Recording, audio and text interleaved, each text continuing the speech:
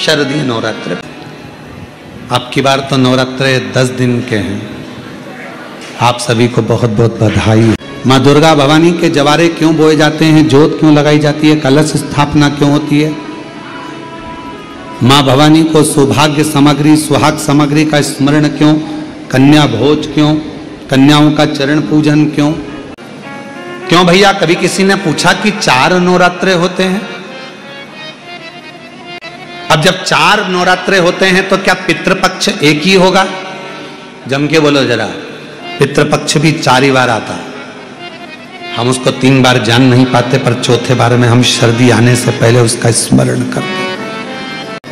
4 नवरात्र के रूप में क्यों होती है? हमारा बचपन, हमारी जवानी, हमारी अधेड़ी और हमारा बुढ़ापा, 4 अवस्था में यह नवरात्रे की जो साधना होती है, नवरात्रे में जो आराधना होती है, जो नवरात्रे में माँ आद्य शक्ति दुर्गा भवानी माँ पार्वती की पूजन होती है, माँ गोरा के रूप में, चंद्रघंटा के रूप में, स्कंद के रूप में, कुष्मांडा के रूप में, माँ कात्यायनी के रूप में, माँ कालरात्रि के रूप में, जब हम माँ आद्य शक्ति की आराधना करते हैं तो वो नवरात्रे हमारे शरीर को एक ऊर्जा देते हैं, एक एनर्जी देते हैं, एक बल देते हैं। कलश की स्थापना क्यों करते हैं? आज शिव महापुराण में शुरुआत में अपन शिव और पार्वती की यही संवाद को लेकर चलते हैं।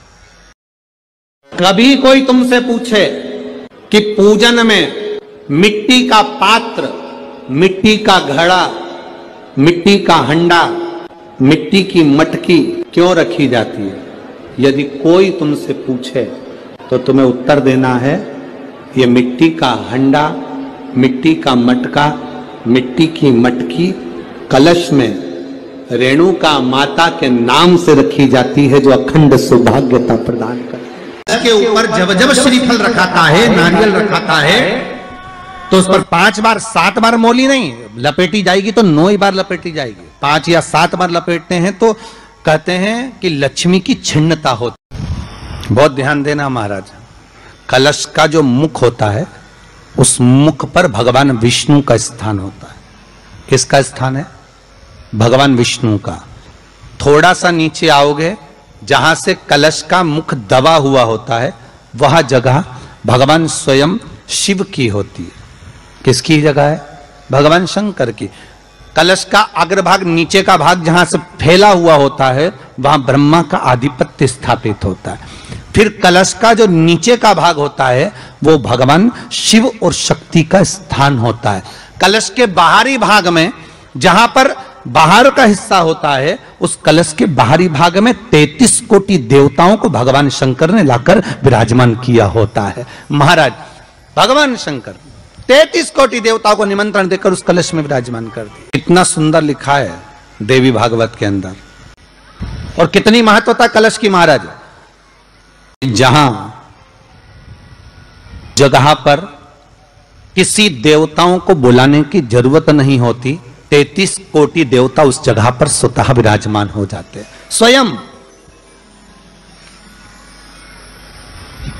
33 कोटि देवता स्वयं वहां विराजमान।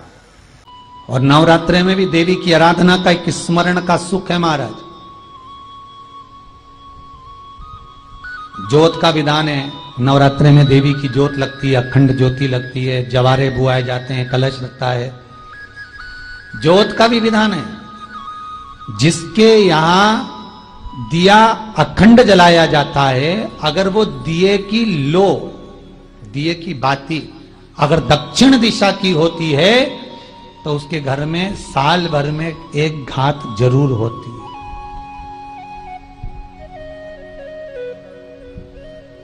जो दिया अखंड जलता है, उसकी बाती का मुख दक्षिण का नहीं होना चाहिए। अगर आपने देवी भागवत का स्मरण कराओ, देवी भागवत को अगर सुना हो, तो देवी भागवत में स्पष्ट किया गया कि पूर्व की ओर मुख करा हुआ दिया, अर्थात पूर्व की ओर ज्योत जो जलाई जाती है, वो संपदा की वृद्धि करती है।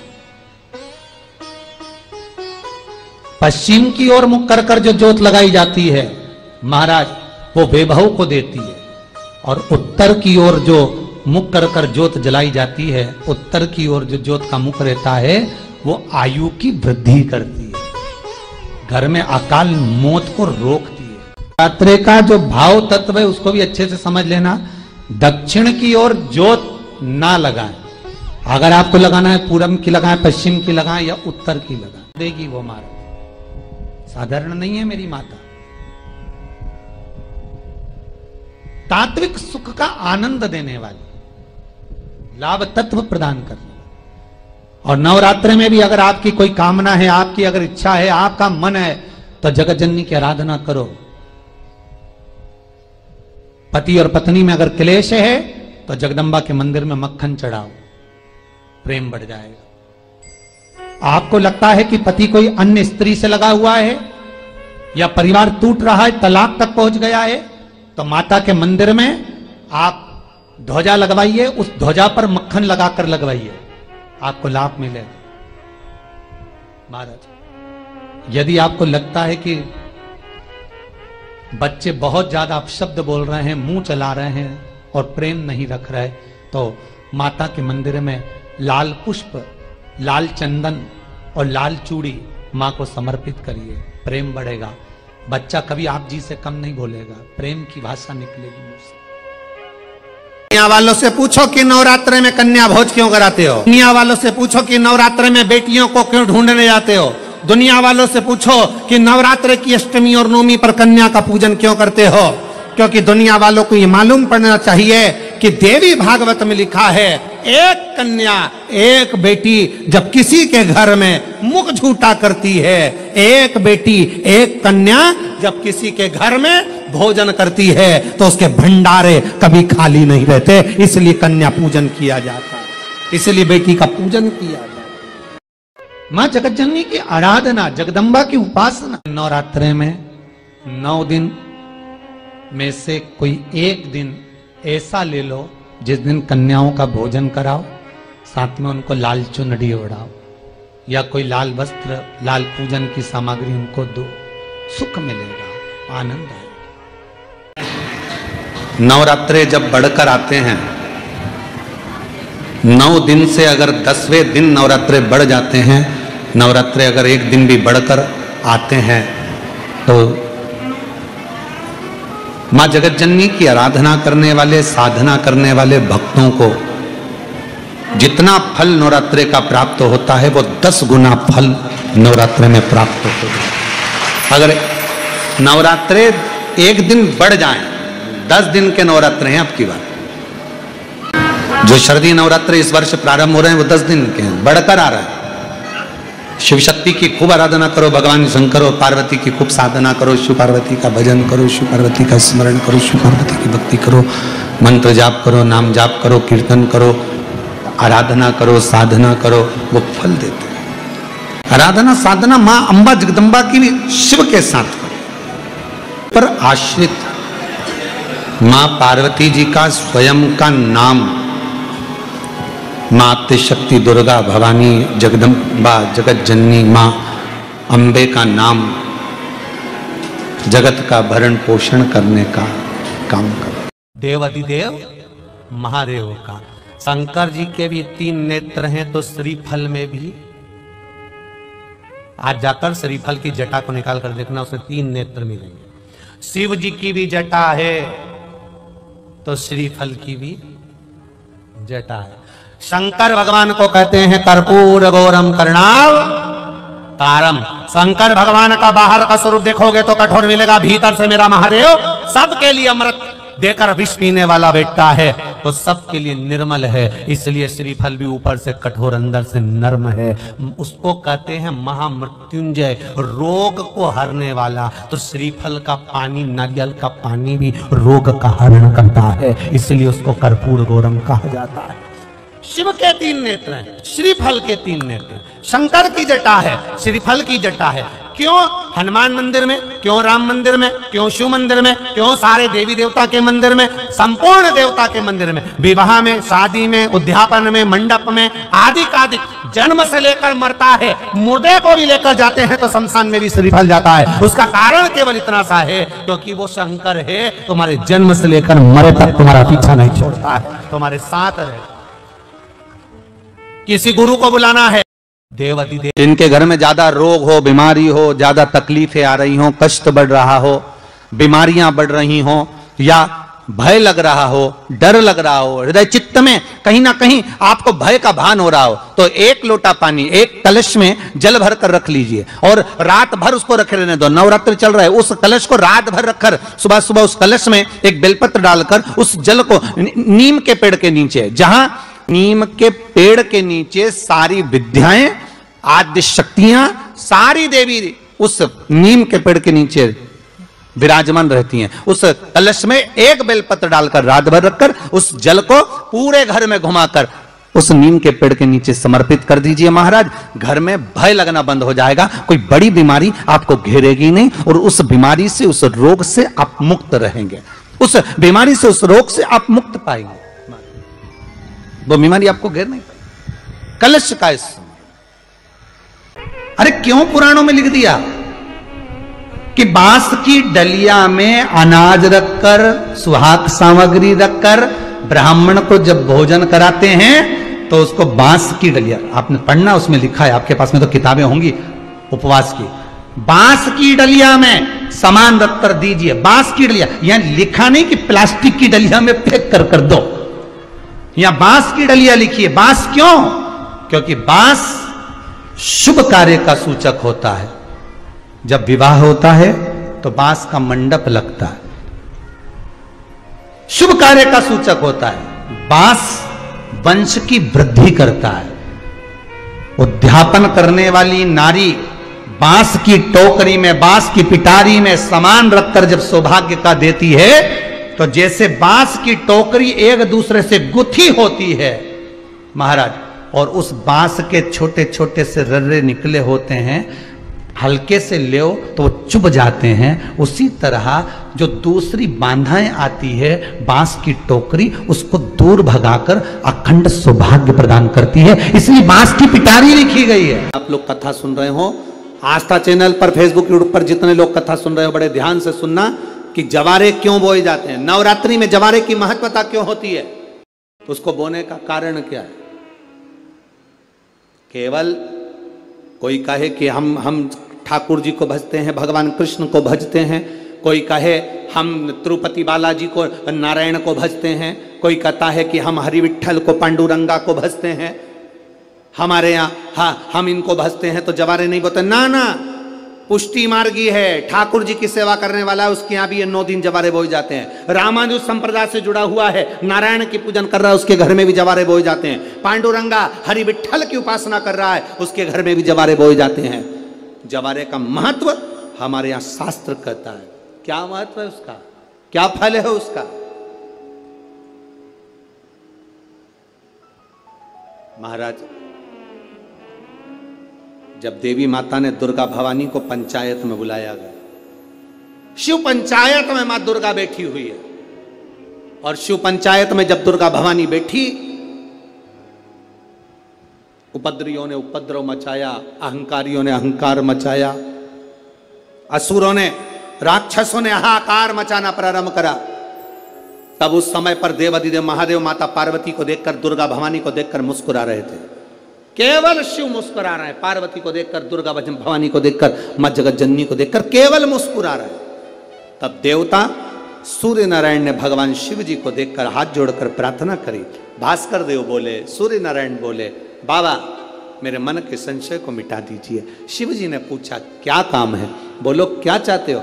शंकर भगवान से सूर्य देव, भास्कर देव कहते हैं, प्रभु आपके मुस्कुराने का कारण क्या।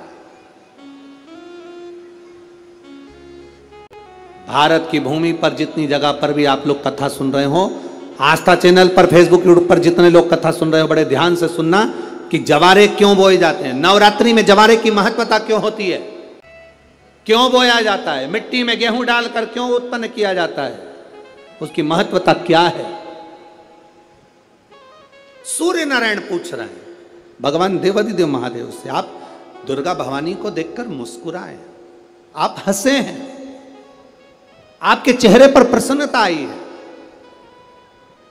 कारण क्या। और महाराज देवाधिदेव महादेव ने कहा, यहां भगवान विष्णु, गणेश जी, भास्कर देव, आप सब बैठे हो। असुरों ने आक्रमण कर दिया, असुरों ने आक्रमण करा है और वह असुर आक्रमण कर दिए हैं तो वो असुर प्रवेश कर रहे हैं, उपद्रव मचाकर, हाहाकार कर कर नष्ट करने वाले हैं इस पूरी पृथ्वी को। तो फिर उसको बचाएगा कौन, कैसे बचेगा? शिव जी ने कहा चिंता मत करो। दुर्गा ने अपने केश का स्मरण किया, एक केश को माता पार्वती जी ने अपने हाथों से छुआ, छूते ही एक कुंड में सुंदर जवारे उत्पन्न हुए हैं। जब तक वो जवारे बड़े नहीं हो जाते, जब तक वो जवारे थोड़े प्रबल नहीं हो जाते, तब तक एक भी असुर प्रवेश नहीं कर सकता, हाहाकार नहीं मचा सकता और अंदर आ नहीं सकता। शिव महापुराण की कथा कहती है, जवारे जिसके यहाँ बोए जाते हैं, जवारे का, आप लोग कहते हैं कहीं पर देवी जी बैठी हैं, किसी के यहाँ मिट्टी की मूर्ति आई, 21 फीट की, 41 फीट की, 15 फीट की, 10 फीट की, 25 फीट की देवी जी की प्रतिमा स्थापना हुई। लोग कहते हैं हम देवी जी का दर्शन करने जा रहे हैं, दुर्गा जी का दर्शन करने जा रहे हैं। शिव महापुराण की कथा कहती है वो दुर्गा जी का दर्शन नहीं, देवी का दर्शन नहीं। नवरात्रे में जहां जवारे बोए जाते हैं वहां मात्र आप पांव रखते हैं तो अपने घर में से क्लेश दूर हट जाता है, अहंकार दूर हट जाता है, अभिमतता दूर हट जाती है, तकलीफें दूर हट जाती है। जिसके घर में जवारे बोए जाते हैं वहां से अहंकार, काम, लोभ, आसक्ति, वासना, तृष्णा और दुख, तकलीफें दूर हट जाती। जब भगवान से कहा कुछ भी करो ये महिषासुर स्त्री से मरेगा, तो भगवान शंकर ने कहा लक्ष्मी जी को भेज दो, मार देगी। भगवान विष्णु बोले रहने दो दादा, ऊ में इतनी दम नहीं है कि मार दो। तुम फिर कहा ब्रह्मा जी से बोलो, ब्रह्माणी को भेज दे, ब्रह्माणी भी नहीं मार सकती। तो कि इसको तो एक ही मार सकती हो, पार्वती जी, बस उनको गुस्सा आना चाहिए। शंकर भगवान बोले उनके तो कभी गुस्सा ही नहीं आया, उसको कभी गुस्सा नहीं आता। तो भगवान विष्णु बोले कैसे नहीं आएगा, तुम एक काम करो उनके बाप को बखानो। किसी नारी के अगर पिताजी को बखानते तो गुस्सा आता। शंकर भगवान बोले प्रैक्टिकल करके देखता हूं। अंदर गए तो भगवान शंकर भोजन करते करते बोले पार्वती सही में तेरे पिताजी जैसा कंजूस दुनिया में कोई नहीं हो सकता, तेरे बाप में रत्ती भर की अकल नहीं। पार्वती ने पूछा रोटी बनाते बनाते क्यों, मेरे बाप ने तुम्हारा क्या बिगाड़ दिया? अरे तेरे बाप के पास में हिमालय राज था, कितनी दौलत थी, एक सामान नहीं दिया, लड़की विदा कर दी। पार्वती जी बोली मेरा बाप तो खूब दे देता, तुम्हारे घर में रखने की जगह थी? शंकर भगवान चुपचाप बाहर निकल गए। हर हर महादेव। जैसे शिव जी बाहर आए तो भगवान विष्णु ने पूछा क्यों, गुस्सा आया क्या? कि बिल्कुल नहीं आया, वो तो मेरे बाप तक पहुंच गई, बोलू ही नहीं। भगवान विष्णु ने कहा एक बार फिर प्रयास करो, अब तुम जो सती जली थी ना उसका अंदाजा। ठीक है, भगवान विष्णु शंकर भगवान फिर पहुंच गए। पार्वती जी बोली बोलो महाराज। अरे पार्वती तेरा तो कोई सही में तेरे मायके में तेरी कोई इज्जत ही नहीं थी। बता, यज्ञ में तू गई और तेरे पिता ने तुझसे सही व्यवहार नहीं करा, तेरी माता ने व्यवहार नहीं करा, भाइयों ने नहीं करा, आखिर में तुझे जलना पड़ा। पार्वती जी बोली ये सब तुम्हारे कारण हुआ, अगर तुम मेरे साथ चलते तो मेरे बाप में दम नहीं थी कि मेरे से कुछ बोल देता। शंकर भगवान बोले फिर आ गई मेरे बाप पे, मैं तो वापस कर। शिव जी वापस नहीं कर। भगवान विष्णु ने पूछा कुछ हुआ कि कहीं नहीं हो दादा, रहने दो, तुम तो गुस्सा मुस्सा सब जाने दो। भगवान विष्णु ने कहा जरूर कुछ होगा। इतने में पार्वती जी बाहर आई कुछ सामान रखने के लिए, और महिषासुर जा रहा था भैंसे पर बैठकर, और महिषासुर ने जो जगदम्बा को देखा, देखकर कहा अरे ओ सुंदरी मैं तुझे अपना बनाना चाहता हूं। और माता के केस खुल गए, क्रोध के नेत्र हो गए मां के, और मां ठहाका लगाकर हंसी, अरे ओ महिषासुर तुम मुझे बनाना चाहता? अब अंदर गुस्सा तो आई देगा पार्वती को, भले बोली नहीं तो क्या हुआ, पर बाहर दिख गया, बाहर दिख गया। और माता को क्रोध आया और सारे देवता दुंदुभी बजाने लगे, और तेरे भक्त जनों पर माता पीड़ पड़ी है भारी, और दानव दल पर टूट पड़ो मां करके सिंह सवारी। सो सिंहों से तू बलशाली, अष्ट भुजाओं वाली, दुखियों के दुखड़े निवार। ओ मैया हम सब उतारे तेरी आरती, अम्बे तू है जगदम्बे काली, जय दुर्गे खप्पर वाली, तेरे गुण गाए। माता सिंह को बुलाई, शेर पर चढ़ गई, और शेर पर चढ़कर जगदम्बा ने कहा मैं टूट पड़ूं इस पर, तू भैंसे पर चढ़ना, मैं इसकी छाती पर चढ़ूंगी। और मां सिंह पर चढ़कर, पांव दोनों माता के, एक सिंह के गर्दन पर था तो दूसरा पीठ पर था, और शेर दौड़ा, और दौड़ते से शेर भैंसे पर कूदा, और मां ने उठाया त्रिशूल और महिषासुर की छाती पर मारकर उछली। शंकर भगवान ने हाथों पर जगदम्बा को झेल लिया, महिषासुर के प्राण छूट गए। अम्बे तू है जगदम्बे काली, जय दुर्गे खप्पर वाली, तेरे ही गुण गाए। ओ मैया हम सब उतारे तेरी आरती। माता ने महिषासुर का संहार करा, मां का नाम महिषासुर मर्दनी हो गया। शिव प्रसन्न हो गए। शंकर कहे ए जगदम्बा, जगत में तेरी पूजन नित्य हो, आओ व्यक्त कर दो।